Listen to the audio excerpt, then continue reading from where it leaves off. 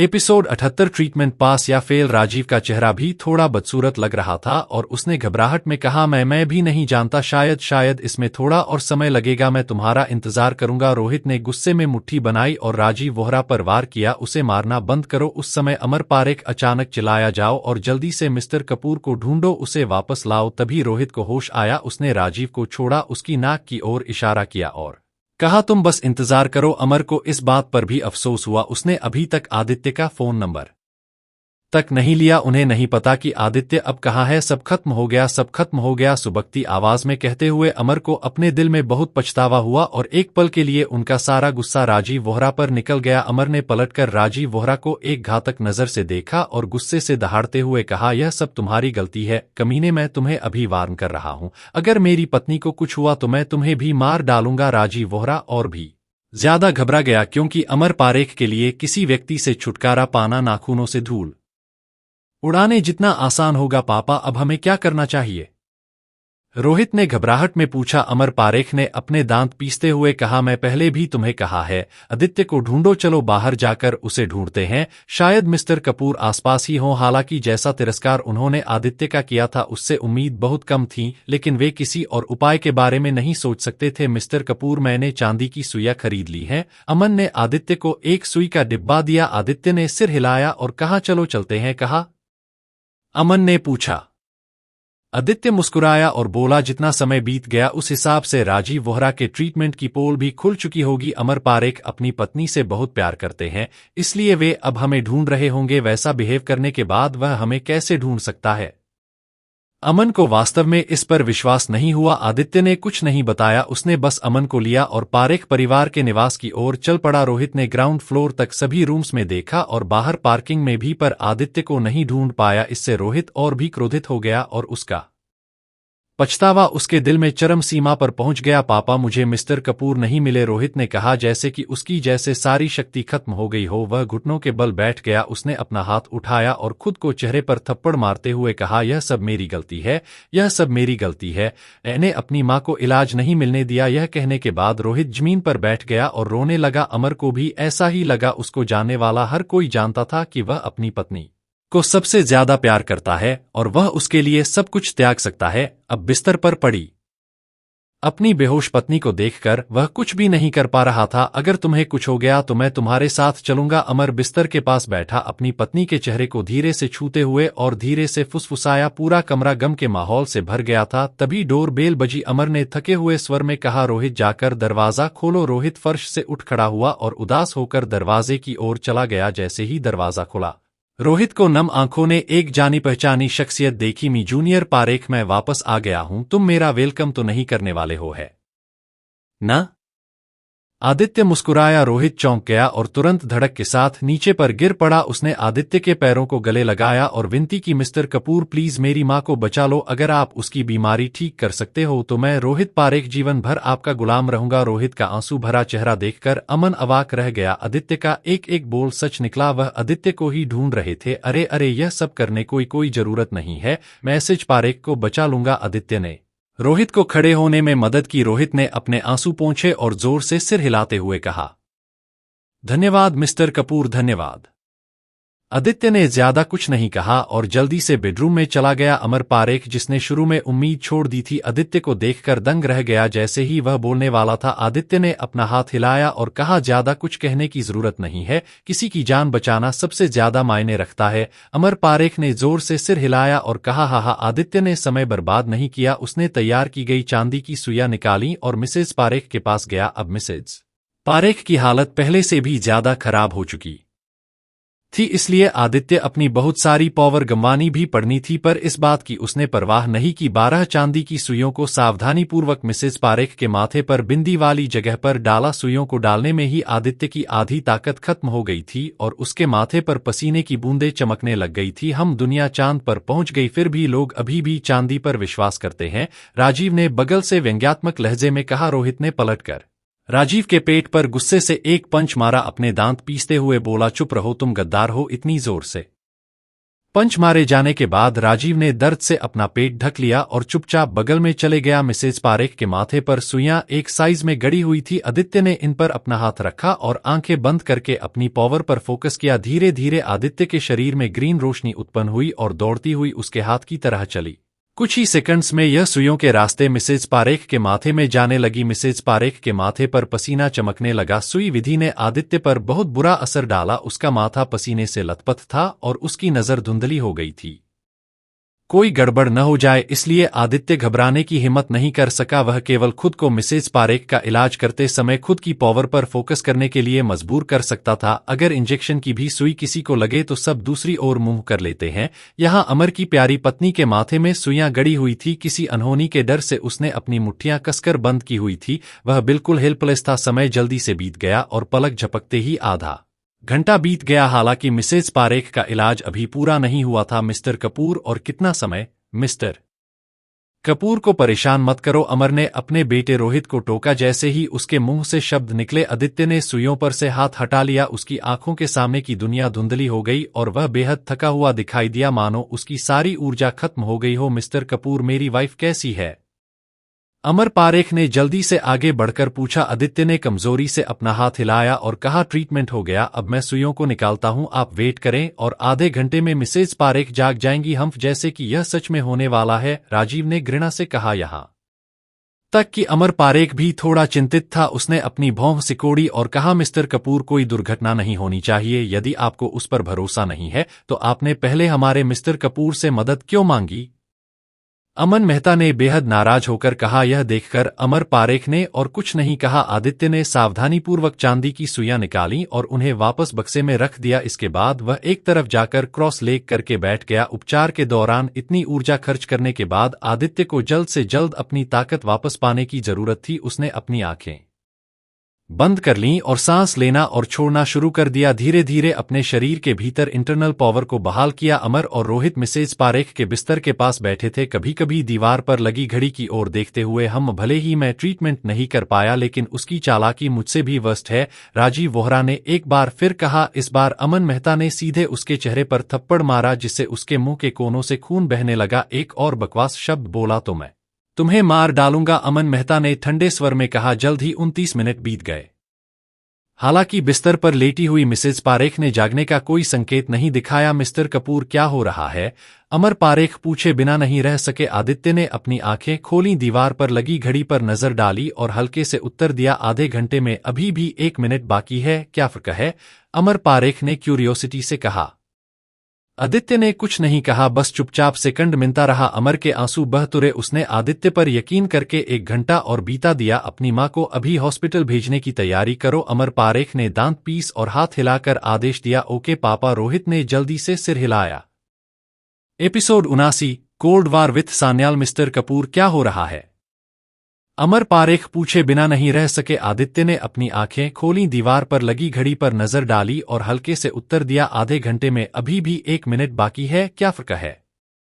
अमर पारेख ने क्यूरियोसिटी से कहा। आदित्य ने कुछ नहीं कहा, बस चुपचाप सेकंड गिनता रहा। अमर के आंसू बह तुरे। उसने आदित्य पर यकीन करके 1 घंटा और बीता दिया। अधनी मां को अभी हॉस्पिटल भेजने की तैयारी करो, अमर पारेख ने दांत पीस और हाथ हिलाकर आदेश दिया। ओके पापा, रोहित ने जल्दी से सिर हिलाया। मिसेज पारेख ने आंखें खोली और अपने आसपास के माहौल को देखकर कुछ हद तक हैरान सी हो गई, जैसे कि उन्हें स्थिति का ठीक से अंदाजा नहीं हो पा रहा था। माँ, आप जाग रही हैं? अपनी माँ को जागते देख रोहित, जो हाउस स्टाफ को हेल्प के लिए कॉल करने लगा था, इसके हाथ रुक गए और के चेहरे पर उत्साह के आंसू छलक आए। वह बेकाबू होकर रोने लगा। रोहित के मुंह से यह शब्द सुनते ही अमर ने इधर देखा और जल्दी से दौड़कर आया और अपनी पत्नी को गले लगा लिया। हनी, आपने आंखें खोल ली, यह बहुत बढ़िया है, यह शानदार है। यह अधेड़ उम्र का आदमी इस समय किशोरावस्था में एक बच्चे की तरह रो रहा था। मिसेज पारेख ने अपना माथा रगड़ा। यहां अब बहुत हल्का सा महसूस हो रहा था, जैसे यहां की चुभन को खींचकर बाहर निकाल फेंका हो। उसने अपने अंगों को हिलाने की कोशिश की और हैरानी से बोली, अब दर्द नहीं हो रहा है सच में?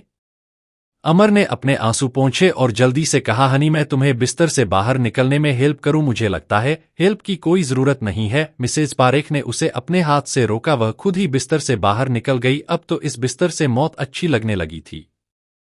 शायद लंबे समय से न चलने की वजह से मिसेज पारेख के कदम कुछ भारी थे।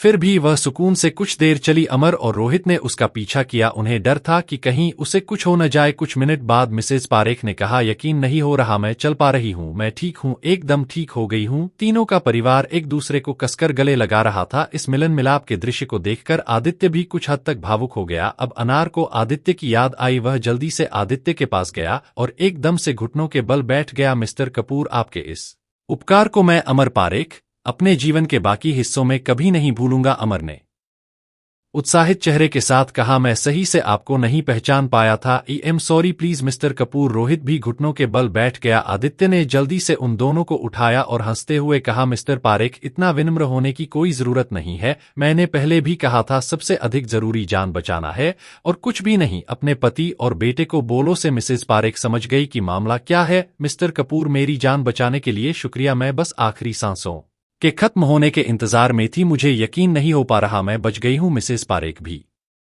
आगे आईं और हाथ जोड़ लिए। आदित्य ने जल्दी से चेहरे पर मुस्कान के साथ शिष्टाचार का जवाब दिया, 1 घंटा पहले की मिसेस पारेख और अब की मिसेस पारेख को देखकर मैं दोबारा से आदित्य का फैन हो गया हूं। अमन कुछ मस्ती में बोल। मिसेस पारेख ने अब अमन की ओर देखा और हाथ जोड़कर नमस्ते किया, जिसका जवाब अमन ने भ्यूस्कन के साथ दिया। मिस्टर कपूर, आज मत जाइए, हम आपके लिए बंदोबस्त करने का एक मौका दीजिए प्लीज। अमर पारेख ने कुछ उत्साह के साथ कहा। आदित्य आका हंसी खुशी का मूड को खराब नहीं करना चाहता था, इसलिए उसने सिर हिलाया और सहमति जताई। थोड़ी दूर पर राजीव वोहरा का चेहरा बेहद बदसूरत था। उसे यकीन ही नहीं हो रहा था कि आदित्य ने वास्तव में मिसेज पारेख को ठीक कर दिया है। यह बंद आखिर आया कहां से है, उसने ने अपने दिल में सोचा। रोहित का ध्यान उसकी तरफ गया। उसने राजीव के बौखलाए हुए एक्सप्रेशंस देख लिए। वह उसके पास गया और ठंडे स्वर में कहा, मेरे पैसे वापस दो और चले जाओ। राजीव अजीब तरह से मुस्कुराया। मिस्टर रोहित, भले ही मैंने बीमारी का इलाज नहीं किया, फिर भी मैं यहाँ ट्रीटमेंट कर रहा था, इसलिए यह पैसा।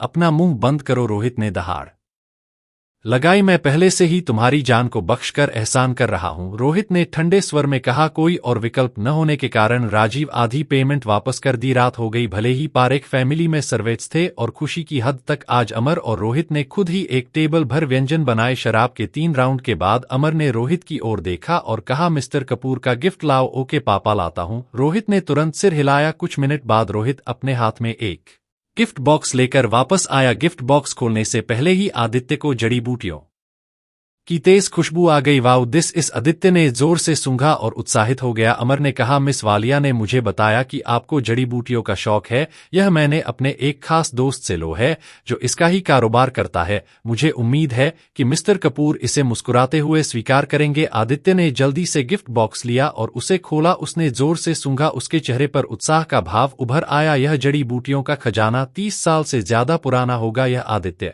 द्वारा देखी गई सबसे अच्छी जड़ी बूटी थी। मिस्टर पारेख, तो मैं विनम्र नहीं रहूंगा। आप गिफ्ट ना भी करते तो आपके पास से मैं यह मोल लेने की जिद करता। आदित्य को उस समय जड़ी बूटियों की जरूरत थी, इसलिए उसने इसे सीधे स्वीकार कर लिया। फिर अमर जोर से हंसे। एक साधारण जड़ी बूटी मेरी पत्नी के जीवन की तुलना कैसे कर सकती है?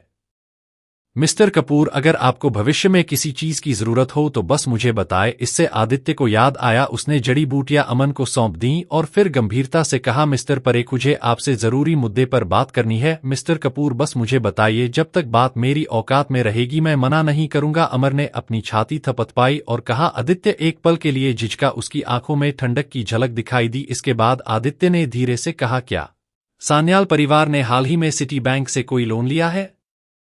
अमर पारेख चौंक गए और फिर सिर हिलाया। सच है, विवान सान्याल ने 3 साल की ड्यूरेशन के लिए मेरे बैंक में 200 करोड़ के लिए आवेदन किया है। मैंने इस पर सहमति जताई है। आदित्य ने ठंडे स्वर में कहा, मिस्टर पारेख, मैं चाहता हूं कि आप उसका लिए कैंसिल कर दें, उसका आवेदन अस्वीकार कर दें और सान्याल परिवार के लिए कभी भी लोन अप्रूव न करें। उन्होंने शराब के 2 घूंट लिए और बहुत देर तक कुछ नहीं बोले। मिस्टर पारेख, अगर यह कोई मुश्किल मामला है तो भूल जाइए कि मैंने इसका जिक्र किया था। आदित्य ने अपना वाइन ग्लास उठाया और खुशनुमा लहजे में कहा, नहीं नहीं नहीं। अमर पारेख ने तेजी से अपना सिर हिलाया। मिस्टर कपूर, आपने गलत समझा। सान्याल परिवार वास्तव में हमारे बैंक का एक बड़ा ग्राहक है, लेकिन मेरे पास भी पावर है। विवान सान्याल कल हमारे बैंक में आ रहे हैं, इसलिए आप कल उनसे मिलने मेरे साथ चलें। अमर पारेख ने अपना वाइन ग्लास उठाते हुए प्रस्ताव रखा। आदित्य ने जल्दी से सिर हिलाया और कहा, बहुत बहुत धन्यवाद mister Parekh. Mister Kapoor, please कहीं पर इसका जिक्र न करें, यह एक छोटी सी बात है, अमर पारेख ने मुस्कुराते हुए कहा। एपिसोड 80 ठरकी मैनेजर। इसके बाद आदित्य ने धीरे से कहा, क्या सान्याल परिवार ने हाल ही में सिटी बैंक से कोई लोन लिया है? अमर पारेख चौंक गए और फिर सिर हिलाया। सच है, विवान सान्याल ने 3 साल की ड्यूरेशन के लिए मेरे बैंक में 200 करोड़ के लिए आवेदन किया है। मैंने इस पर सहमति जताई है। आदित्य ने ठंडे स्वर में कहा, मिस्टर पारेख, मैं चाहता हूं कि आप उसका लिए कैंसिल कर दें, उसका आवेदन अस्वीकार कर दें और सान्याल परिवार के लिए कभी भी लोन अप्रूव न करें। आदित्य की बातें सुनकर अमर पारेख चुप हो गए। उन्होंने शराब के 2 घूंट लिए और बहुत देर तक कुछ नहीं बोले। मिस्टर पारेख, अगर यह कोई मुश्किल मामला है तो भूल जाइए कि मैंने इसका जिक्र किया था। आदित्य ने अपना वाइन ग्लास उठाया और खुशनुमा लहजे में कहा, नहीं नहीं नहीं। अमर पारेख ने तेजी से अपना सिर हिलाया। मिस्टर कपूर, आपने गलत समझा। सान्याल परिवार वास्तव में हमारे बैंक का एक बड़ा ग्राहक है, लेकिन मेरे पास भी पावर है। विवान सान्याल कल हमारे बैंक में आ रहे हैं, इसलिए आप कल उनसे मिलने मेरे साथ चलें। अमर पारेख ने अपना वाइन ग्लास उठाते हुए प्रस्ताव रखा। आदित्य ने जल्दी से सिर हिलाया और कहा, बहुत बहुत धन्यवाद mister Parekh. Mister Kapoor, please कहीं पर इसका जिक्र न करें, यह एक छोटी सी बात है, अमर पारेख ने मुस्कुराते हुए कहा। इसके बाद सबने डिनर किया और फिर आदित्य मिस्टर पारेख से विदा लेकर अमन के साथ पारेख निवास से बाहर आ गया। आदित्य और अमन ने एक होटल ढूंढा और एक कमरा बुक किया। तभी आदित्य का फोन अचानक बज उठा। फोन को देखते हुए आदित्य के एक्सप्रेशंस चेंज हो गए कि कॉल करने वाली यह सिमर गर्ग थी। कॉल रिसीव कार्य ही बहुत रिलैक्स वॉइस सुनने को मिली। आदित्य, मेरे पास आपके लिए अच्छी खबर है। मेरे कजन ने पहले ही मेरी नौकरी ढूंढ ली, मैं कल ज्वाइन करने जा रही हूं। सच में? कांग्रेस, आदित्य ने मुस्कुराते हुए जवाब दिया। सिमर ने सहमति जताते हुए सुझाव दिया, आदित्य, अगर आप फ्री हैं तो चलिए टहलने चलते हैं।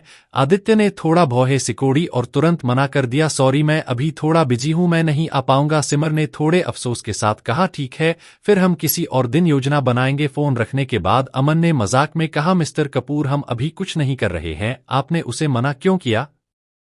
आदित्य ने आह भरी, मैं तुम्हारी होने वाली भाभी के अलावा किसी और महिला के साथ ज्यादा नजदीकी नहीं रखना चाहता। अमन ने अपनी आंखें घुमाई, आप बहुत ज्यादा सोच रहे हैं। वह अभी अभी इस शहर में आई है और किसी को नहीं जानती। अच्छा जी, क्या तुमने सिर्फ यही सुना था? यह नहीं जानते तुम, वह यहाँ अपने कजन के पास है, अकेली नहीं है। आदित्य ने हंसते हुए जवाब दिया। उस रात आदित्य जल्दी सो गया। पिछले कुछ दिन इतने व्यस्त रहे थे कि आदित्य को काफी समय से अच्छी नींद नहीं आई थी, इसलिए वह उस रात अच्छी नींद सोया। अगले दिन आदित्य सुबह जल्दी उठा और सिटी बैंक जाने की तैयारी की। वह अमन को भी साथ ले जाना चाहता था, लेकिन अमन अभी भी गहरी नींद में था, इसलिए आदित्य ने उसे परेशान नहीं किया। होटल से निकलने के बाद अफीतुआ ने कैब बुक की, बैंक की ओर चल पड़ा। जैसे ही आदित्य बैंक में प्रवेश करने वाला था, उसने अपने कंधे पर थपकी महसूस की। आदित्य, तुम भी यहाँ हो? पीछे मुड़ते हुए आदित्य ने सिमर गर्ग को एक आदमी के साथ खड़े देखा। आदित्य ने आश्चर्य से पूछा, सिमर, तुम यहाँ क्या कर रही हो? सिमर ने मुस्कुराते हुए जवाब दिया, मैं यहाँ जॉब के लिए आई हूँ, मेरा कजन मुझे यहाँ मैनेजर से मिलवाने लाया है, क्या तुम भी यहाँ काम करने आए हो? सिमर ने जवाब में पूछा। आदित्य ने अपना सिर हिलाया, नहीं, मैं बैंक के सीनियर मैनेजर से मिलने आया हूं, बैंक के सीनियर मैनेजर से मिलने। सिमर के जवाब देने से पहले उसका कजन हंसने लगा, दोस्त, तुम मजाक कर रहे हो, है ना? क्या तुम्हें सिटी बैंक के नॉर्मल मैनेजर का रुतबा भी पता है? सीनियर मैनेजर की तो कोई शक्ल भी नहीं देख पाता, उसके कजन ने सिर हिलाते हुए कहा। आदित्य बस मुस्कुराया और आगे कुछ नहीं बताया। आदित्य, अगर तुम नौकरी की तलाश में हो तो मेरा भाई तुम्हारी मदद कर सकता है, सिमर ने हंसते हुए सुझाव दिया। वेरी नाइस, बहुत बहुत धन्यवाद, आदित्य ने बेपरवाही से जवाब दिया। तीनों ने बैंक के अंदर और चलते हुए बातचीत से आदित्य को पता चला कि उस आदमी का नाम अक्षित गर्ग था, जो सिमर के चाचा की तरफ से उसका चचेरा भाई था। सिमर को नौकरी दिलाने में मदद करने के लिए अक्षित ने बैंक के मैनेजर से मिलने के लिए कई कोशिशें की थीं। क्योंकि अमर पारेख अभी तक नहीं आए थे, इसलिए आदित्य के पास करने के लिए कुछ और नहीं था। वह सिमर के पीछे मैनेजर के दफ्तर में चले गए। वहां एक शब्द भी मत बोलना, मैनेजर जीत बिनवाल एक बड़े सख्त नेचर वाले शख्स हैं, हमें उन्हें नाराज नहीं करना चाहिए। दफ्तर में घुसने से पहले अक्षित ने उन्हें चेतावनी दी। सिमर ने जल्दी से सिर हिलाया और कहा, मुझे पता है, या चिंता मत करो तुम भी। अक्षित ने आदित्य की तरफ देखा और कहा। आदित्य ने हाँ में सिर हिलाया। इन शब्दों के बाद वह मैनेजर के ऑफिस में एंटर हुए। एंटर करते ही उन्होंने देखा कि मैनेजर एक ऑफिशियल ड्रेस पहने हुए लड़की को अपनी बाहों में पकड़े हुए है। जब लड़की ने आदित्य और अन्य लोगों को देखा तो वह जल्दी से मैनेजर की गोद से उतर गई। क्या हुआ? मैनेजर कोल्ड वॉइस में बोला, पर तभी उसकी नजर तीनों पर पड़ी जो एंटर होते ही हक्के बक्के रह गए थे। क्या तुम्हें अंदर आने से पहले नॉक करना नहीं आता? जीत बिनवाल ने झुंझलाहट के साथ कहा। आई एम सॉरी सर, हम लापरवाह थे, प्लीज सॉरी, अक्षित ने मौका संभालते हुए कहा। मैनेजर जीत बिनवाल ने हाथ हिलाया, लड़की को देखा और कहा, आपको पहले बाहर जाना चाहिए, ठीक है? मैनेजर जीत लड़की ने सिर हिलाया और ऑफिस से बाहर चली गई। उसके जाने के बाद अक्षित ने मैनेजर जीत के सामने सिमर को खींच लिया। मैनेजर जीत, यह मेरी कजन सिमर गर्ग है, मैंने पिछली बार आपसे उसका जिक्र किया था, अक्षित ने सिर हिलाते हुए और झुकते हुए कहा। मैनेजर जीत ने सिमर को देखा और उसकी आंखों में चमक आ गई। कितनी खूबसूरत महिला है, यह आपकी कजन है? मैनेजर जीत ने जल्दी से एक अलग से भाव वाला चेहरा बनाया। ओह माय गॉड, यह बहुत सुंदर है। मैनेजर जीत ने सिमर को एक कामुक भाव से देखा। सिमर ने जल्दी से कहा, आपसे मिलकर अच्छा लगा। मैनेजर जीत, ओह इतना भी फॉर्मल मत बनो, बैठो। मैनेजर जीत खुद खड़ा हुआ और सिमर को पकड़कर एक सीट पर बिठा दिया। सिमर, आपके परिवार में कितने लोग हैं? आप कहाँ रहती हैं? इस साल तुम्हारी उम्र कितनी है? मैनेजर जीत ने दूसरी चेयर पर बैठते हुए सिमर का हाथ थाम लिया और एक कामुक मुस्कान के साथ ये सवाल पूछे। आदित्य और अक्षित भौचक्के रह गए। सिमर के चेहरे पर थोड़ी शर्मिंदगी दिखी। उसने जल्दी से अपना हाथ हटा लिया और मैनेजर जीत के सवालों का लगातार जवाब दिया। हालांकि मैनेजर जीत ने एक बार फिर सिमर का हाथ थाम लिया और कामुक मुस्कान के साथ कहा, तुम्हें मुझे मैनेजर जीत कहने की जरूरत नहीं है, बस मुझे जीत कहो। अगर तुम आज रात खाली हो तो क्यों न हम साथ में डिनर पर बाहर जाए? सिमर ने अजीब तरीके से जवाब दिया। मैनेजर जीत, मुझे नहीं लगता यह जरूरी है, तुम क्यों शर्मा रही हो? आजकल यह नॉर्मल है। अपना हाथ सिमर के पैर की ओर बढ़ाते हुए कहा। मैनेजर जीत अक्षित ने यह देखा और बर्दाश्त नहीं कर पाया। वह तुरंत चिल्लाया, लेकिन मैनेजर जीत ने उसे अनदेखा कर दिया। बिना किसी देरी के उसने हाथ बढ़ाया और अपना हाथ सिमर के पैर पर रख दिया। सिमर ने मैनेजर जीत का हाथ झटक दिया, खड़ी हुई और बोली, manager Jeet please behave yourself. Simar का रवैया देखकर मैनेजर जीत के चेहरे की मुस्कान धीरे धीरे फीकी पड़ गई। एपिसोड 81, मिस वालिया से क्या रिश्ता। सिमर ने मैनेजर जीत का हाथ झटक दिया, खड़ी हुई और बोली, manager Jeet please behave yourself. Simar का रवैया देखकर मैनेजर जीत के चेहरे की मुस्कान धीरे धीरे फीकी पड़ गई। मैनेजर जीत ने सिगरेट जलाई और अक्षित गर्ग को दुखी भाव से देखा। अक्षित, यह केवल तुम्हारी वजह से मैंने तुम्हारी बहन को यह अवसर दिया। मैनेजर जीत ने व्यंग्यात्मक रूप से कहा। हा, मैनेजर जीत, मैं समझता हूं। अक्षित ने जल्दी से सिर हिलाया और सहमति जताई। मैनेजर जीत ने आगे कहा, लेकिन तुम्हारी बहन बहुत अपमानजनक है न? उसे रात के खाने पर इनवाइट करना बहुत मुश्किल है। मैनेजर जीत के शब्दों को सुनकर आदित्य के अंदर गुस्सा बढ़ने लगा। एक मूर्ख भी उसके इरादों को समझ सकता है। अक्षित अजीब तरह से हंसा। मैनेजर जीत, मेरी बहन एक ईमानदार लड़की है। अगर आप सच में आज रात मौजमस्ती करना चाहते हो तो मैं कुछ ऐसा इंतजाम कर सकता हूं जिससे आप सेटिस्फाई हो जाओ। Go to hell. यह सुनकर मैनेजर जीत ने गुस्से में अपनी सिगरेट अक्षित पर फेंक दी। तुम क्या बकवास कर रहे हो अक्षित गर्ग? क्या मेरे पास पैसे कम हैं या कुछ और कमी है?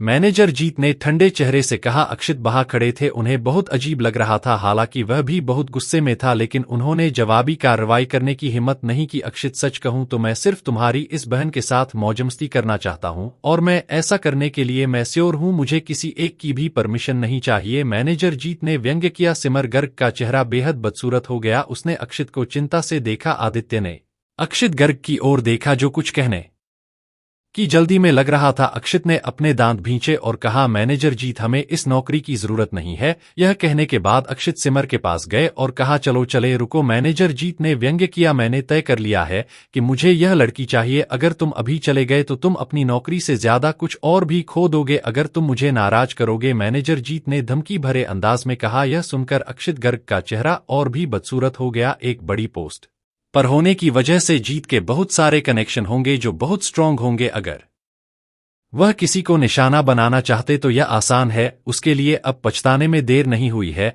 मैनेजर जीत ने उदासीनता से कहा। अक्षित ने अपने दांत भींचे। उसने एक गहरी सांस ली और कहा, मैनेजर जीत, अगर आप कुछ करना चाहते हैं तो बस मेरे पास आ जाओ, इसका मेरी बहन से कोई लेना देना नहीं है। आदित्य ने मन ही मन सिर हिलाया। उसके दिल में अक्षित की एक छवि उभरी। कम से कम वह अपनी बहन को बेचने को तैयार नहीं हुआ। चलो चलते हैं, सिमर ने आदित्य से फुसफुसाते हुए कहा। लेकिन आदित्य ने अपना सिर हिलाया, सिमर की बाह पकड़ी और पूछा, क्या तुम वाकई यह नौकरी चाहती हो? सिमर ने मुस्कुराने की कोशिश की। बेशक मैं सालों से कड़ी मेहनत से पढ़ाई कर रही हूं, लेकिन मुझे उम्मीद नहीं थी कि नौकरी की तलाश में इस तरह से अपमानित होना पड़ेगा। आदित्य ने मन ही मन आह भरी। मैनेजर जीत जैसे लोगों की वजह से ही युवा लोगों के लिए यह मुश्किल होता जा रहा है। आदित्य ने सिमर के कंधे पर थपथपाया और कहा, डोंट वरी सिमर, तुम्हारी यह इच्छा आज ही पूरी होगी और रिस्पेक्टफुली होगी, बस शेखी बघारना बंद करो। अक्षित चिल्लाने ने खुद को रोक नहीं पाया। आदित्य ने उसकी ओर ध्यान नहीं दिया। वह मैनेजर जीत की ओर चला गया और फिर उसकी टेबल पर बैठ गया। मैनेजर जीत चौंक गया और फिर गुस्से से चिल्लाया, क्या तुम मौत की तलाश में हो? मेरी टेबल से उतरो। आदित्य ने जीत को घूरते हुए शांति से कहा, अब मेरे दोस्त से माफी मांगो, फिर उसकी जॉब की फॉर्मेलिटी को पूरा करो तो मैं तुम्हें वार्निंग के साथ छोड़ दूंगा। आदित्य की बातें सुनकर मैनेजर जीत जोर से हंस पड़े। यह मूर्ख कहां से आ गया? मुझे वार्निंग देगा? क्या तुम अभी भी आधे सोए हुए हो? आदित्य ने व्यंग्यात्मक लहजे में कहा, यह मेरी तुम्हें आखिरी वार्निंग है। वार्निंग तो खूब अच्छे से मैं तुम्हारी मां को दूंगा। बिना कुछ सोचे समझे मैनेजर जीत ने आदित्य पर मुक्का मारा। आदित्य ने अपना हाथ उठाया और पा की आवाज के साथ उसने मैनेजर जीत की मुट्ठी पकड़ ली, जिससे वह स्थिर हो गई। उसी से लाल चेहरे के साथ मैनेजर जीत ने दांत पीसे, तुम अब मुझे छोड़ दो, नहीं तो मैं तुम्हें नहीं छोड़ूंगा। मैनेजर जीत ने कुछ हद तक घबराते हुए कहा। सिमर और अक्षित जल्दी से वहां पहुंचे। आदित्य, चलो हम यहां से बाहर चले जाए प्लीज, सिमर ने बेचैनी से कहा। अक्षित ने भी मुस्कुराते हुए कहा, मैनेजर जीत मेरा दोस्त तुरंत रिएक्ट करता है और उसे नियम नहीं पता, प्लीज उसके खिलाफ कुछ मत करना। सिमर और अक्षित का रिस्पेक्टफुल बिहेवियर देखकर मैनेजर जीत की हिम्मत बढ़ गई। उसने जोर से गाली दी, मेरे साथ बेतहाशा बदतमीजी करने की हिम्मत है? तुमसे कह रही हूं, मैं तुम्हें कभी नहीं छोड़ूंगा। जिंदा रहने की उम्मीद बिल्कुल मत रखना, उसने ने गुर्राहट के साथ कहा। अक्षित ने गुस्से में कहा, आदित्य बात को समझो, हर जगह हर बात के लिए इंसाफ नहीं होता, बात को खत्म करो और बाहर चलो। आदित्य ने धीरे से मैनेजर जीत को छोड़ा और फिर अपना फोन निकाला अमर पारेख को कॉल करने की तैयारी में, लेकिन मैनेजर जीत की नजर में ऐसा लग रहा था कि आदित्य डर गया है। उसने तुरंत आदित्य की नाक की ओर उंगली से इशारा किया और डांटा, अब डर गए हो? मैं तुमसे कहता हूं, अब तो बहुत देर हो चुकी है, चाहे तुम घुटने टेक कर भीख मांगो, मैं तुम्हें नहीं छोड़ूंगा। आदित्य ने उसे अनदेखा कर दिया। उसने अपना फोन निकाला और जैसे ही वह अमर पारेख को कॉल करने वाला था, अमर पारेख ने पहले उसे कॉल किया। जैसे ही कॉल कनेक्ट हुई, अमर पारेख ने फोन पर कहा, मिस्टर कपूर, मैं पहले से ही ऑफिस में हूं, आप कब आ रहे हैं? आदित्य ने गहरी आवाज में कहा, मिस्टर पारेख, मैं अभी आपके मैनेजर के ऑफिस में हूं, वह मेरे दोस्त को परेशान कर रहा है और मुझे भी धमकी दे रहा है। मिस्टर पारेख दूसरी तरफ रुक गए, फिर जल्दी से पूछा, मिस्टर कपूर, आप किस मैनेजर के ऑफिस में हैं? मैनेजर जीत, आदित्य ने कहा। ओके प्लीज वेट, मैं अभी आ रहा हूं, अमर ने जल्दी से कहा। फोन रखने के बाद आदित्य ने मैनेजर जीत की ओर देखा और शांति से कहा, आपके सीनियर मैनेजर जल्द ही यहां आएंगे। फर मैनेजर जीत का स्वर हंसी में फुट पड़ा। पता भी जय सीनियर मैनेजर की क्या पोस्ट है? उससे मिलने के लिए अपॉइंटमेंट भी महीने बाद की मिलती है। वो एक घूमने फिरने आए बेवकूफ आदमी को कॉल अटेंड करेंगे? मैनेजर जीत ने लगातार व्यंग्य किया। आदित्य, हम सच में टेंशन में हैं, भले ही आपका इरादा नेक है, पर सीनियर मैनेजर का नाम लेना बहुत बड़ी बात है, हम और कोई तमाशा नहीं चाहते। यह कहते हुआ अक्षित भी चिंतित लग रहा था, यह आदमी बिल्कुल भी भरोसेमंद नहीं है ना? पर तुम दोनों सोच लो, मेरी शर्त अभी भी वही है, मैनेजर जीत ने अक्षित से कहा। अक्षित का चेहरा तुरंत बदसूरत हो गया। आदित्य, हमें अब यहां से चले जाना चाहिए। सिमर घबराई हुई दिख रही थी, आदित्य से लगातार जाने का आग्रह कर रही थी। हालांकि आदित्य वहां चुपचाप बैठा रहा और इंतजार करता रहा। पलक झपकते ही 5 मिनट बीत गए। मैनेजर जीत अधीर हो रहा था। उसने जोर से चिल्लाते हुए कहा, बस बहुत हो गया, मेरे पास तुम्हारे साथ खेलने का समय नहीं है। इस लड़की को तो मैं बेड पर ले ही आऊंगा, पर अभी तुम लोगों को और झेल नहीं सकता। सिक्योरिटी डॉट जल्दी से इन लोगों को बाहर निकालो। गार्ड्स का एक ग्रुप अंदर घुस आया। उनकी नजरें आदित्य पर टिकी थीं, जो कार्रवाई करने के लिए तैयार थे। आदित्य ने थोड़ा सा मुंह सिकोड़ा। जाहिर है कि इन लोगों के आने से उसे कोई फर्क नहीं पड़ा, लेकिन यहां लड़ाई करना मिस्टर पारेख का अपमान करना होगा। जल्दी करो और उन्हें बाहर फेंको, मैनेजर जीत चिल्लाया। सुरक्षा गार्ड तुरंत बिना कुछ कहे आदित्य की ओर बढ़ गए। रुको! उसी क्षण अमर पारेख ऑफिस में दाखिल हुए, अपने कांपते पैरों को संभालते हुए, भारी सांस लेते हुए। उनका चेहरा पसीने से लथपथ था। अमर पारेख को देखकर मैनेजर जीत चौंक गया, पर मजबूरी में चेहरे पर मुस्कान लाते हुए वह अमर पारेख के सामने खड़ा हुआ और बोला, सर आप यहाँ क्यों आए? कुछ काम था, मुझे बुला लेते। अमर पारेख ने मैनेजर जीत को एक ठंडी नजर से देखा और कुछ नहीं कहा। फिर अमर पारेख आदित्य के पास गए और माफी मांगने वाली नजर से कहा, मिस्टर कपूर, आपको यहाँ जो कुछ भी देखना उसके लिए मैं शर्मिंदा हूँ। शायद मेरी लीडरशिप में कहीं ज्यादा ही लापरवाही रह गई। मिस्टर पारेख, आप बहुत ईमानदार हैं, आदित्य ने जवाब दिया। यह दृश्य देखकर मैनेजर जीत चौंक गया, उनका चेहरा पीला पड़ गया। यह आदमी तो वाकई सीनियर मैनेजर को जानता है, और सीनियर मैनेजर का उनके प्रति रवैया देखिए, कितना सम्मानजनक। यह कोई छोटी हस्ती नहीं है। तुम अभी के अभी रेजिग्नेशन लेटर लिखो और यहां से चले जाओ। अमर पारेख ने पलटकर मैनेजर जीत की ओर इशारा करते हुए कहा। ये शब्द सुनकर मैनेजर जीत घबरा गया। इस बैंक में वर्षों को जॉन के दौरान उसने बहुत पैसा कमाया था। अपनी अच्छी सैलरी से उन्होंने लोन लेकर कई कारें, घर खरीदे।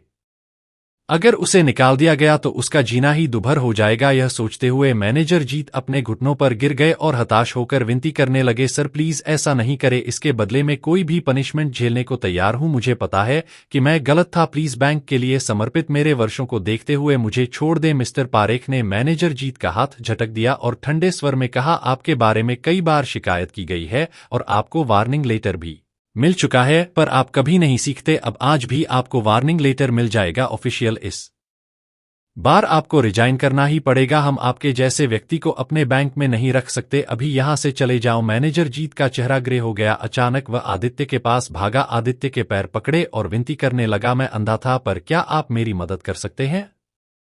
मुझे अब बहुत पछतावा हो रहा है। आदित्य ने जवाब दिया, मैंने तुम्हें पहले ही एक मौका दे दिया था। सुरक्षा गार्ड तुरंत आगे बढ़े और मैनेजर जीत को घसीटकर ऑफिस से बाहर ले गए। अक्षित और सिमर दंग रह गए। उन्हें यकीन ही नहीं हो रहा था कि आदित्य का इतना दबदबा है। तुमने मुझे पहले क्यों नहीं बताया कि तुम्हारा कोई इतना इफेक्टिव दोस्त? अक्षित ने अजीब तरीके से फुसफुसाते हुए कहा। सिमर ने फुसफुसाते हुए कहा, मुझे नहीं पता था, हमने एक दूसरे को बहुत समय से नहीं देखा है। मिस्टर कपूर, चलो मेरे ऑफिस चलते हैं। अमर पारेख आदित्य की ओर मुड़े और कहा। आदित्य ने सिर हिलाया और मुस्कुराते हुए कहा, ओके लेट्स गो। जैसे ही वे दोनों दरवाजे पर पहुंचे, आदित्य अचानक रुक गया और सिमर की ओर इशारा करते हुए कहा, मिस्टर पारेख, यह मेरी क्लासमेट है, वह अच्छी तरह से शिक्षित है और बहुत वेल बिहेव है। अमर पारेख ने सिमर की ओर देखा और मुस्कुराते हुए कहा, सच में हमारा बैंक ऐसी बेहतरीन प्रतिभा को नहीं खोएगा। इन शब्दों को सुनकर सिमर उत्साह से उछल पड़ी। उसने तुरंत झुककर कहा, धन्यवाद मिस्टर पारेख। फिर आदित्य और अमर उसके ऑफिस की ओर चल पड़े। मिस्टर पारेख का ऑफिस आलीशान नहीं था, लेकिन बहुत ही सादगी भरा था। किताबों की अलमारी पौधों से भरी हुई थी, जो दिखाती थी कि मिस्टर पारेख एक सावधान व्यक्ति थे। मिस्टर कपूर, जैसा कि तय हुआ था, विवान सान्याल आज सुबह 9 बजे लोन के लिए आवेदन करने आएंगे। मिस्टर पारेख ने खुद आदित्य को एक गिलास पानी दिया। आदित्य ने एक गहरी सांस ली। वह थोड़ा उत्साहित था। आदित्य वास्तव में जानना चाहता था कि एक ऐसे व्यक्ति को तब कैसा महसूस होता है जो खुद को सबसे ऊपर समझता है, जब उस पर कोई कदम रखता है। मिस्टर कपूर, क्या मैं पूछ सकता हूं मिस वालिया के साथ आपका क्या रिश्ता है? मिस्टर पारेख ने अचानक सावधानी से पूछा। रूबी का जिक्र आते ही आदित्य के गालों पर हल्की लाली छा गई और उनके मुंह का कोना अनजाने में ऊपर की ओर मुड़ गया। उसे रूबी के साथ बिताए प्यार के लम्हे याद आए। उसको अपने आसपास ठंडी हवा के झोंके महसूस होने लगे। आदित्य की प्रतिक्रिया देखकर मिस्टर पारेख जोर से हंस पड़े। मैं समझ गया, कोई आश्चर्य नहीं कि मिस वालिया आपकी इतनी परवाह करती हैं। यह कहते हुए मिस्टर पारेख आगे झुके और धीमी आवाज में कहा, मिस वालिया ने कल रात मुझे फोन किया था। आदित्य दंग रह गया और उसने उत्सुकता से पूछा, उसने तुम्हें फोन किया? उसने क्या कहा? एपिसोड 82, कोई प्राइज नहीं है। रूबी का जिक्र आते ही आदित्य के गालों पर हल्की लाली छा गई और उनके मुंह का कोना अनजाने में ऊपर की ओर मुड़ गया। उसे रूबी के साथ बिताए प्यार के लम्हे याद आए। उसको अपने आसपास ठंडी हवा के झोंके महसूस होने लगे। आदित्य की प्रतिक्रिया देखकर मिस्टर पारेख जोर से हंस पड़े। मैं समझ गया, कोई आश्चर्य नहीं कि मिस वालिया आपकी इतनी परवाह करती हैं। यह कहते हुए मिस्टर पारेख आगे झुके और धीमी आवाज में कहा, मिस वालिया ने कल रात मुझे फोन किया था। आदित्य दंग रह गया और उसने उत्सुकता से पूछा, उसने तुम्हें फोन किया? उसने क्या कहा? अमर पारेख ने चाय की चुस्की ली और हंसे। मेरी पत्नी का हाल चाल पूछा, आपका हाल चाल पूछा और एक बहुत ही पॉइंट की बात भी की थी। आदित्य ने अनार को ध्यान से देखा और उनके आगे बोलने का इंतजार किया। अमर पारेख मुस्कुराए। सान्याल परिवार ने 200 करोड़ के लोन के लिए आवेदन किया था और पैसे पहले ही स्वीकृत हो चुके हैं। मिस वालिया को उम्मीद है कि यह 200 करोड़ आपको 3 साल के लिए ब्याज मुक्त लोन के रूप में दिया जा सकता है। आदित्य हैरान रह गया, 200 करोड़ उसे दिए गए? ब्याज मुक्त? वह सब कुछ कर रहा है तो उसे इतनी बड़ी रकम का क्या मतलब है? अमर पारेख ने चालाकी से कहा, भले ही आप पैसे वापस न कर पाए मिस वालिया, निश्चित रूप से आपके लिए कोई रास्ता निकाल लेंगी। आदित्य ने गहरी सांस ली और कहा, मैं यह पैसा निश्चित रूप से वापस कर दूंगा, इसलिए निश्चिंत रहे मिस्टर पारेख। मिस्टर पारेख दिल खोलकर हंसे लेकिन कोई टिप्पणी नहीं की। तभी स्टाफ ने दरवाजा खटखटाया और बाहर खड़े होकर कहा, सर मिस्टर विवान सान्याल आ गए हैं। ओ, अमर पारेख ने अपनी भौहें उठाई, वह कहा है?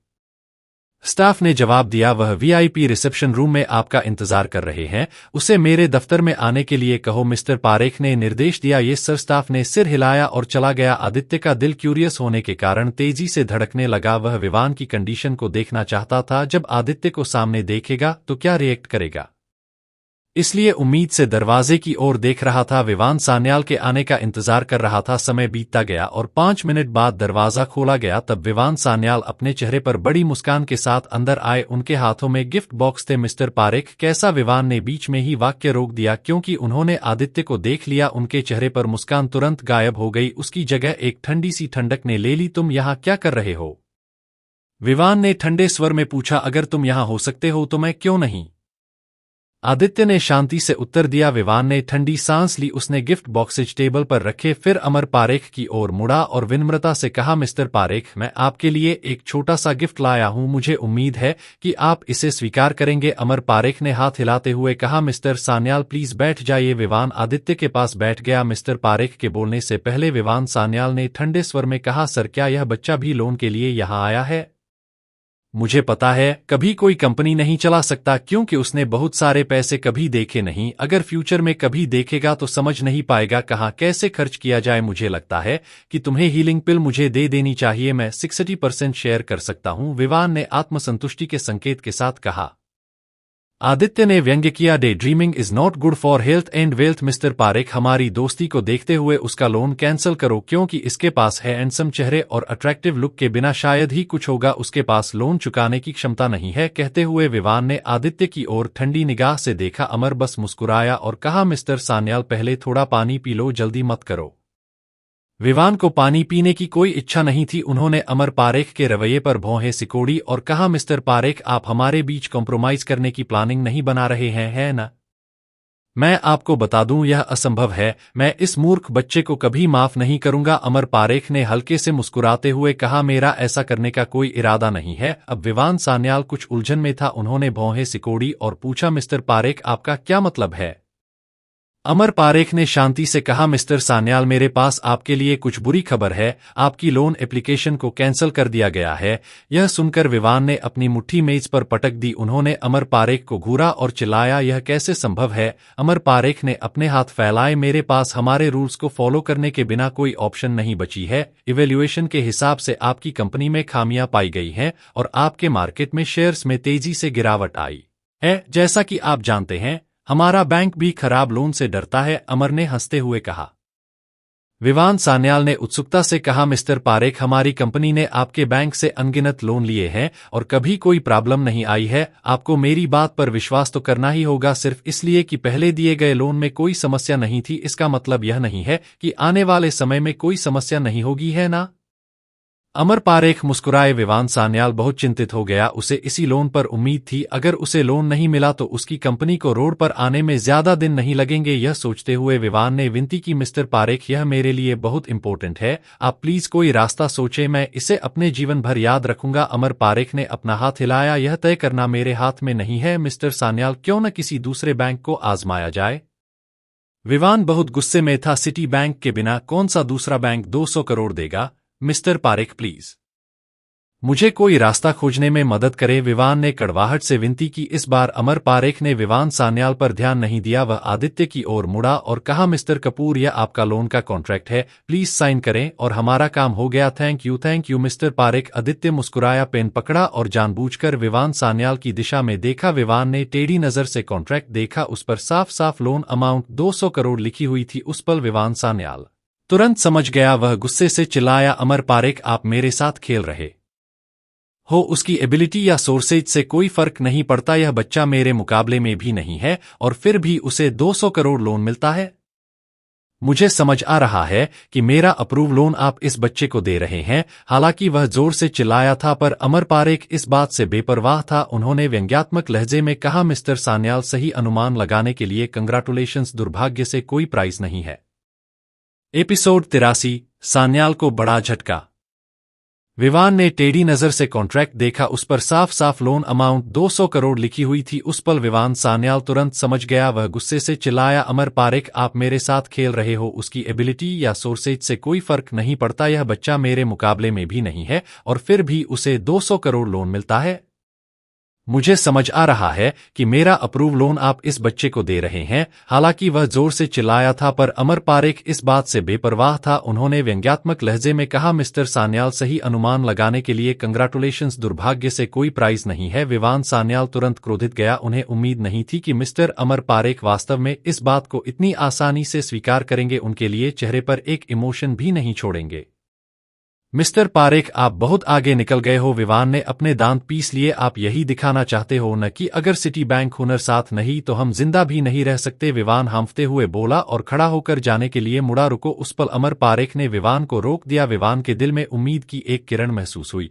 उन्हें लगा कि अभी भी एक मौका हो सकता है, इसलिए वह जल्दी से पीछे मुड़े। अमर ने टेबल पर रखे गिफ्ट बॉक्स की ओर इशारा करते हुए कहा, आप अपना सामान भूल गए। इससे विवान और भी क्रोधित हो गए। उन्होंने अमर पारेख की ओर इशारा करते हुए कहा, बस तुम रुको। ये शब्द कहने के बाद विवान सान्याल बाहर निकल गए। यह देखकर आदित्य खुद ही हंस पड़ा। शायद यही वो देखना चाहता था। यह विवान सान्याल अपनी थोड़ी सी दौलत पर भरोसा करते हुए हर दिन खुद को बाकी सभी से ऊपर रखता है, आम लोगों के साथ जंगली जानवरों जैसा व्यवहार करता है। उसके जैसे लोगों को आखिरकार सजा मिले ही गई। उसके जाने के बाद अमर पारेख ने आदित्य की तरफ देखा और हंसते हुए कहा, मिस्टर कपूर, इस कॉन्ट्रैक्ट में 65 जगह हैं जिन पर साइन की जरूरत है। कोई भी जगह मत छोड़ो। चिंता मत करो। आदित्य हंसा। कॉन्ट्रैक्ट पर साइन कंप्लीट करने में उसने करीब 20 मिनट बिताए। कॉन्ट्रैक्ट पर साइन करने के बाद अमर पारेख ने एक ब्लैक बैंक कार्ड निकाला। यह बैंक कार्ड सिटी बैंक का एक वीआईपी कार्ड है। जब तक आपके पास यह कार्ड है, आप हमेशा सिटी बैंक के वीआईपी कस्टमर रहेंगे। अमर पारेख ने कहा, इस कार्ड के साथ आपको बड़े बड़े मॉल्स में स्पेशल ट्रीट किया जाए। अमर ने आगे बताया। आदित्य ने बैंक कार्ड को रगड़ा। कुछ देर के लिए इमोशंस का खजाना महसूस किया। कुछ हफ्ते पहले वह एक नौकर से बढ़कर कुछ नहीं था। आप उसके पास 200 करोड़ का कार्ड था। चिंता मत करो। आदित्य हंसा। कॉन्ट्रैक्ट पर साइन कंप्लीट करने में उसने करीब 20 मिनट बिताए। कॉन्ट्रैक्ट पर साइन करने के बाद अमर पारेख ने एक ब्लैक बैंक कार्ड निकाला। यह बैंक कार्ड सिटी बैंक का एक वीआईपी कार्ड है। जब तक आपके पास यह कार्ड है, आप हमेशा सिटी बैंक के वीआईपी कस्टमर रहेंगे। अमर पारेख ने कहा, इस कार्ड के साथ आपको बड़े बड़े मॉल्स में स्पेशल ट्रीट किया जाए। अमर ने आगे बताया। आदित्य ने बैंक कार्ड को रगड़ा। कुछ देर के लिए इमोशंस का खजाना महसूस किया। कुछ हफ्ते पहले वह एक नौकर से बढ़कर कुछ नहीं था। आप उसके पास 200 करोड़ का कार्ड था। इस सिचुएशन ने उसे सच्चाई से कोहोडोर होने का एहसास भी दिया, लेकिन यह सच था। मिस्टर पारेख, अगर और कुछ नहीं है तो मुझे जाना चाहिए, आदित्य ने उठते हुए कहा। अमर पारेख ने सिर हिलाया और कहा, यस मिस्टर कपूर, अगर कुछ है तो हम कभी भी कांटेक्ट कर सकते हैं। जैसे ही वह बैंक से बाहर निकला, सिमर और अक्षित उसका इंतजार कर रहे थे। आदित्य को देखते ही सिमर दौड़कर उसके पास आई। अक्षित शर्मिंदगी के साथ आदित्य की ओर बढ़ा और हंसा, मिस्टर कपूर, मैंने आपको पहले नहीं पहचाना। अनजाने में आपकी काबिलियत पर शक भी किया। मुझे उम्मीद है कि आप इसे दिल पर नहीं लेंगे। आदित्य ने अक्षित गर्ग को देखा और हंसते हुए अपना सिर हिलाया। भले ही अक्षित एक तेज तर्रार है, फिर भी वह एक अच्छा इंसान है। उसने अपने स्वार्थ की साइड रखकर अपनी चचेरी बहन को रक्षा को पहल की, जिससे वह आदित्य के दिल में कुछ हद तक उतर गया था। तुम लोग क्यों नहीं गए? आदित्य ने पूछा। सिमर ने हंसते हुए कहा, तुमने मुझ पर इतना बड़ा एहसान किया है, इसलिए मुझे तुम्हारा सही मायने में धन्यवाद करना चाहिए। हाँ, मिस्टर कपूर, बैंक ने मैनेजर जीत की जगह लेने के लिए सीधे सिमर की ज्वाइनिंग की। अक्षित ने भी जल्दी से कहा, सीनियर मैनेजर इतनी बड़ी पोस्ट पर हैं, फिर भी कितने डाउन टू अर्थ हैं। अक्षित ने आह भरी। आदित्य भी कुछ हद तक हैरान था। उसने उम्मीद नहीं की थी कि अमर पारेख उसे इतना सम्मान देगा। आदित्य, मैं तुम्हें आज रात के खाने पर इनवाइट करूं? सिमर ने परमिशन मांगी। रात के खाने की कोई जरूरत नहीं है। आदित्य ने अपना सिर हिलाया। वह रूबी के अलावा किसी और लड़की के साथ संबंध नहीं बनाना चाहता था और सिमर कोई मुद्दा भी नहीं थी। आदित्य, प्लीज न मत करो, मैं तुम्हें सही से थैंक्स करना चाहता हूँ। थैंक्स मत समझो, बस हम फ्रेंड्स हैं, तो आज रात मुझे अच्छे अरेंजमेंट्स करने दो, अक्षित ने गर्मजोशी से कहा। अक्षित का ऐसा उत्साह देखकर आदित्य को उसे मना करना ठीक नहीं लगा। हेल्पलेस महसूस करते हुए आदित्य ने सिर हिलाया और सहमति जताई। तीनों ने शाम 6 बजे मिलने की बात फाइनल की, जिसके बाद आदित्य होटल लौट आया। जब वह होटल वापस आया तो अमन होटल में उसे का इंतजार कर रहा था। जैसे ही उसने आदित्य को देखा, वह जल्दी से वहां पहुंच गया। मिस्टर कपूर, आपने मुझे क्यों नहीं जगाया? अमन ने कुछ बेचैनी से कहा। आदित्य ने हंसते हुए कहा, तुमको इतनी गहरी नींद में सोते हुए देखकर मेरा दिल तुम्हें परेशान करने का नहीं हुआ। अमन ने शर्मिंदगी से कहा, मैं गहरी नींद में सोता हूं। अगली बार आप मुझे जगा देना। अगर वह काम नहीं करता है तो आप मुझे अच्छी तरह से पीट देना, फिर मैं जरूर नींद से जाग जाऊंगा। आदित्य हंसा और अमन को लेकर लंच के लिए चला गया। दूसरी तरफ सिटी बैंक छोड़ने के बाद विवान ने एक बार कुछ बड़ी बड़ी बैंकों में जाकर लोन का पता किया, पर किसी ने भी लोन अप्रूव नहीं किया। सभी ने को कारण बताए। उन्हें सान्याल परिवार के फ्यूचर पर भरोसा नहीं था और उन्हें विश्वास नहीं था कि उनके पास लोन चुकाने की क्षमता है। विवान ने अपने कुछ जानकारों की भी मदद ली, लेकिन काम नहीं बना। इससे विवान को एहसास हुआ कि जाहिर है कोई जानबूझकर सान्याल परिवार के साथ खिलवाड़ कर रहा था, अन्यथा सभी बैंकों द्वारा ठुकराए जाने का मैटर इम्पॉसिबल था। और सिटी में ऐसा करने वाली एकमात्र व्यक्ति थी रूबी वालिया। उसने साफ कहा था कि वह इस मामले में शामिल नहीं होगी। विवान की आंखें गुस्से से भर गईं। हाथ में मोबाइल फोन लेकर बहुत झिझक के बाद विवान ने आखिरकार रूबी वालिया का नंबर डायल किया। फोन जल्दी से कनेक्ट हो गया और रूबी की ठंडी आवाज आई, अंकल विवान, कैसे हैं? आपने कैसे याद किया? रूबी की आवाज हमेशा की तरह शांत थी। विवान ने एक गहरी सांस ली और एक आकर्षक मुस्कान के साथ कहा, मिस वालिया, क्या आपने नहीं कहा था कि आप सान्याल परिवार और आदित्य कपूर के बीच की दुश्मनी में शामिल नहीं होंगी? दूसरी तरफ रूबी हैरान लग रही थी। मैं शामिल भी नहीं हुई हूं, भले ही मैं आदित्य की तरफ हूं, पर मैं उसके काम में उसका साथ नहीं दे सकती। विवान ने अपना गुस्सा रोकते हुए कहा। तो फिर अमर पारेख ने सान्याल परिवार के लोन को आदित्य को क्यों दे दिया? रूबी ने हंसते हुए कहा, अंकल विवान, आपने मुझे गलत समझा। जब आदित्य की बनाई गोली तहलका मचा सकती है तो आदित्य क्यों नहीं? विवान ने गुस्से में कहा, यह कैसे संभव है? वह तो बेकार है, बस एक साधारण व्यक्ति। अमर पारेख के सामने उसकी क्या औकात है? अंकल विवान, आदित्य एक बहुत अच्छा डॉक्टर है। उसने अमर पारेख की पत्नी को ठीक किया है, जिससे अमर पारेख सबसे ज्यादा प्यार करते हैं। रूबी ने हंसते हुए कहा। उसके शब्दों से कुछ और ही संकेत मिल रहे थे। उन शब्दों पर विवान वहीं अवाक रह गया। वया ऐसा हो सकता है आदित्य ने वाकई अपने दम पर इसके लिए लड़ाई लड़ी? रूबी वालिया ने हंसते हुए कहा, अंकल विवान, अगर और कुछ नहीं है तो मुझे फोन रखना होगा। उसके बाद उसने सीधे फोन काट दिया। Episode 84, flirty girls. Fighter show. Uncle Vivaan, Aditya एक बहुत अच्छा डॉक्टर है। उसने अमर पारेख की पत्नी को ठीक किया है, जिससे अमर पारेख सबसे ज्यादा प्यार करते हैं। रूबी ने हंसते हुए कहा। उसके शब्दों से कुछ और ही संकेत मिल रहे थे। उन शब्दों पर विवान वहीं अवाक रह गया। क्या ऐसा हो सकता है आदित्य ने वाकई अपने दम पर इसके लिए लड़ाई लड़ी?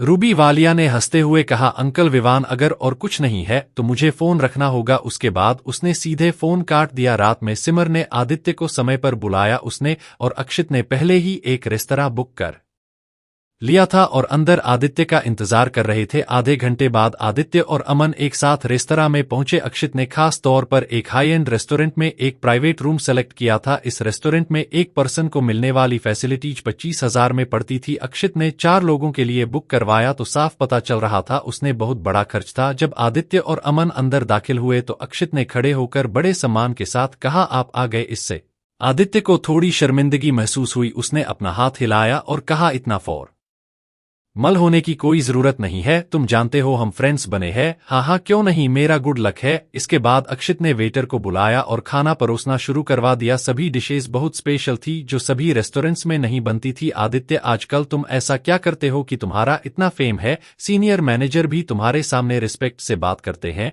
सिमर ने भोजन के दौरान पूछा। आदित्य ने कुछ देर सोचा और कहा, मेरी कोई खास पहचान फेम वेम नहीं है, मैं बस एक साधारण व्यक्ति हूं। मुझे बनाना बंद करो, तुम अभी भी इतने शांत हो हम साधारण होते तो कोई हमें इतनी रिस्पेक्ट देता तो हम खुद को बढ़ा चढ़ाकर बताते। ना। सिमर ने अपनी आंखें घुमाई। आदित्य बिना कुछ बताए बस मुस्कुरा दिया। डिनर हो जाने के बाद आदित्य ने अमन को डिनर का बिल पे करने के लिए कहा। अक्षित ने बहुत रोका पर आदित्य जानता था अक्षित सिर्फ जॉब करता है, वह बस आदित्य का थैंक्स करने के लिए बहुत खर्चा कर रहा है। उसने अक्षित के रोकते रोकते ही बिल पे करवा दिया। अक्षित ने यहां हार मान ली पर आगे बोला, आदित्य मैंने आज रात को यादगार और एंजॉयबल बनाने के लिए और भी अरेंजमेंट किया है। आदित्य सच में अपनी दोस्ती को उस पर बोझ नहीं बनाना चाहता था, इसलिए उसने जल्दी से अपना सिर हिलाया। कोई जरूरत नहीं, हम रात भर टहलते हैं और बातें करते हैं, यह भी एंजॉयबल रहेगा। नहीं नहीं बिल्कुल नहीं, मुझे पता है कि तुम्हारे जैसे लोग शायद बार और नाइट क्लबों से थक गए हैं, इसलिए मैं तुम्हें कुछ खास दिखाने ले जाऊंगा। अक्षित ने कुछ गर्व के साथ कहा। खास डॉट।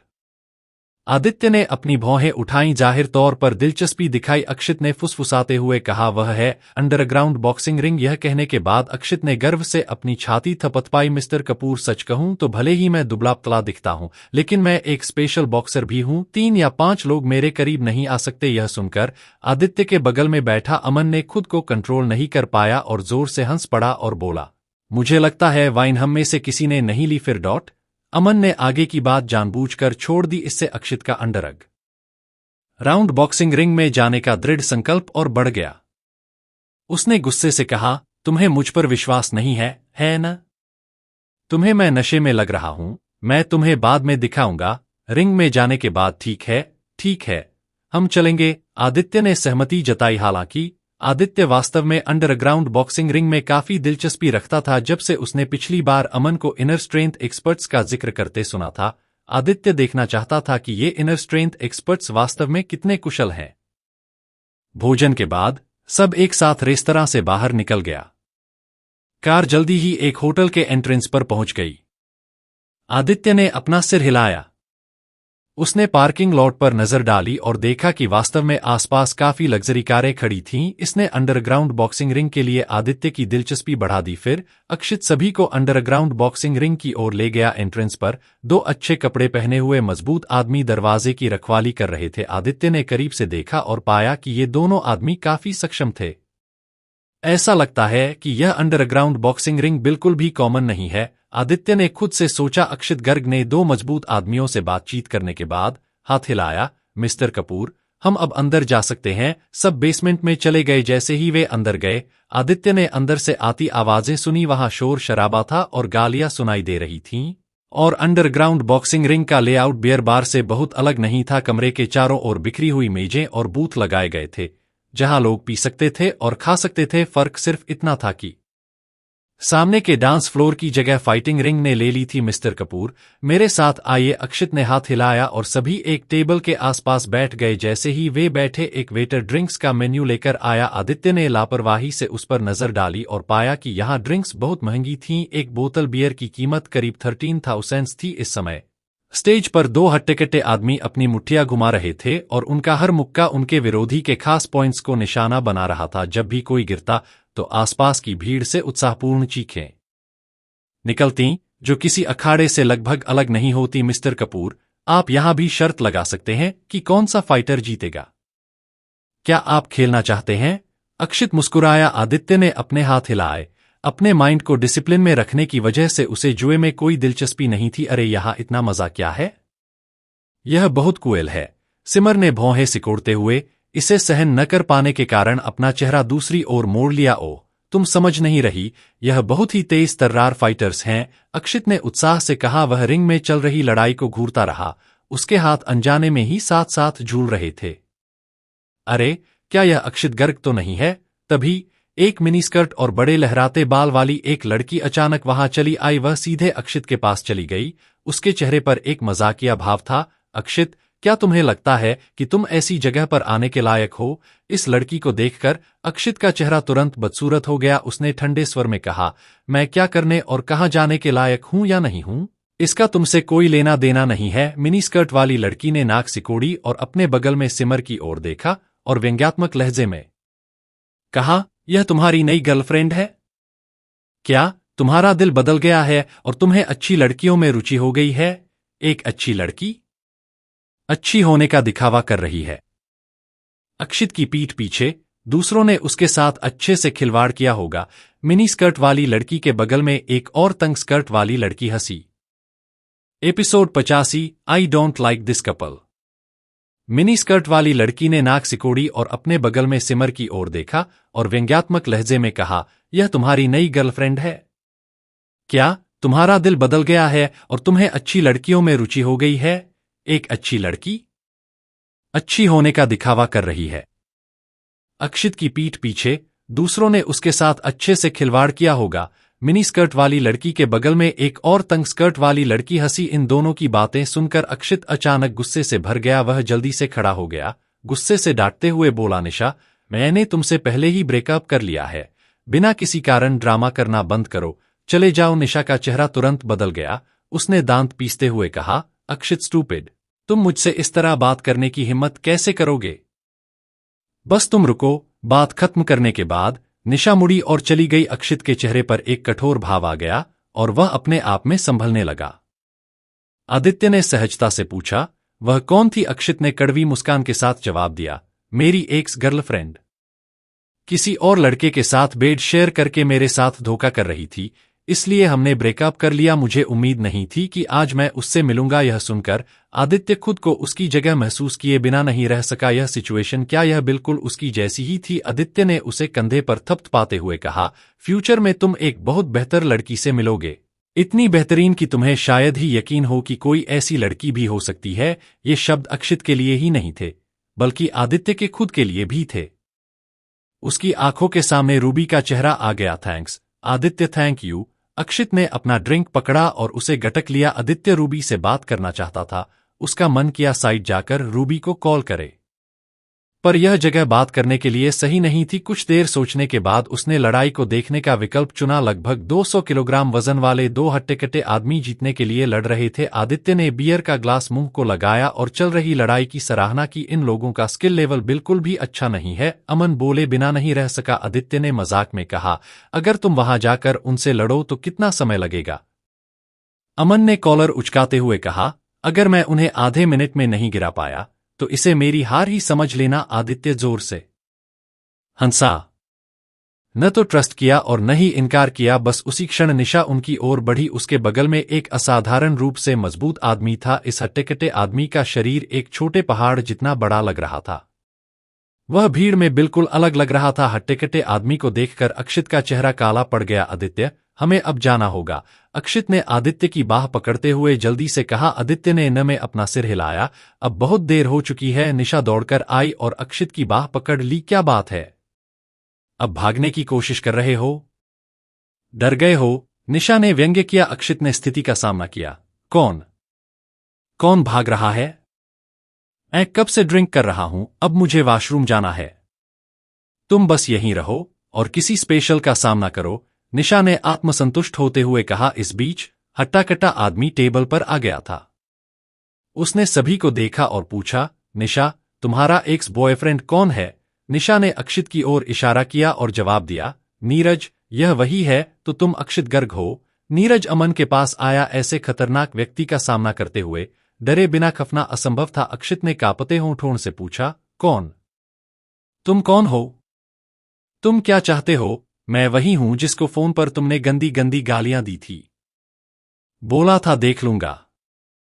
अब देखो। यह सुनते ही अक्षित का चेहरा बदसूरत हो गया और उसने गुस्से से जवाब दिया, तो तुम वही हो जो पिछली बार निशा के साथ सोया था? हा, सही है, वह मैं ही हूं। तुमने मेरा निशा के साथ मजाक किरकिरा किया था, नीरज ने व्यंग्य किया। इसके साथ ही नीरज ने हाथ उठाया और अक्षित के कंधे पर थपथपाया और व्यंग्य करते हुए कहा, पिछली बार तुमने कहा था कि तुम मुझे मार डालोगे।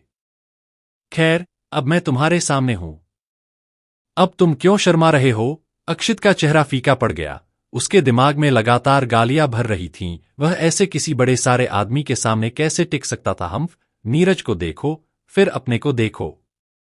तुम तो बस गए गुजरे लग रहे हो। निशा नीरज से लिपट गई और बोली। जैडेन ने अपने दांत पीस लिए और चुप रहने के लिए खुद को मजबूर किया। यह देखकर आदित्य के चेहरे पर अक्षित की झलक दिखाई दी। यह स्थिति उसके पिछले अनुभव से काफी मिलती जुलती थी। नीरज, उससे बात करने में समय बर्बाद करो, निशा होंठ मरोड़ते हुए बोली। नीरज ने हंसते हुए कहा, बेब, फिर तुम क्या करना चाहती हो? निशा ने अपने दांत पीस लिए और थूकते हुए कहा, मैं चाहती हूं कि वह मेरे जूते के तलवे चाटे। जहां तक उस वेश्या की बात है, तुम उसे संभाल सकते हो। उसके शब्दों पर नीरज दिल खोलकर हंसा। उसने सिमर गर्ग की ओर देखा और भेड़िए की तरह मुस्कुराया। यह छोटी सी महिला इतनी भी बुरी नहीं दिखती। मैं बस सोच रहा हूं कि क्या वह मुझे संभाल सकती है या नहीं। यह तो करके ही पता चलेगा। सिमर की आंखों में डर झलक रहा था, लेकिन उसने हिम्मत जुटाते हुए जवाब दिया, तुम क्या करने की कोशिश कर रही हो? मैं पुलिस को बुलाऊंगी। नीरज अचंभित रह गया और फिर जोर से हंसने लगा। छोटी महिला में कुछ आग है, आगे बढ़ो और बुलाओ। देखते हैं कौन तेज है। नीरज ने मजाक उड़ाया, अगर तुम्हें कोई प्रॉब्लम है तो मेरे पास आओ। अक्षित पूरी ताकत से तैयार लग रहा था। उसने नीरज के शरीर पर मुक्का मारा अपनी ताकत से। यह नीरज को गुदगुदाने जैसा था। नीरज ने उसकी ओर देखा और व्यंग्यात्मक लहजे में कहा, लगता है तुमने अपना खाना मिस कर दिया है। अक्षित अचंभित रह गया और उसने एक वाक्य जबरन निकाला, अगर हिम्मत है तो मुझे मार डालो। नीरज की आंखें सिकुड़ गईं और उसने मुस्कुराते हुए कहा, ठीक है, मैं तुम्हें खुश करूंगा। किनारे पर खड़े आदित्य का चेहरा बर्फ की तरह ठंडा था। अमन की ओर देखते हुए उसने कहा, मुझे वास्तव में यह कपल पसंद नहीं है।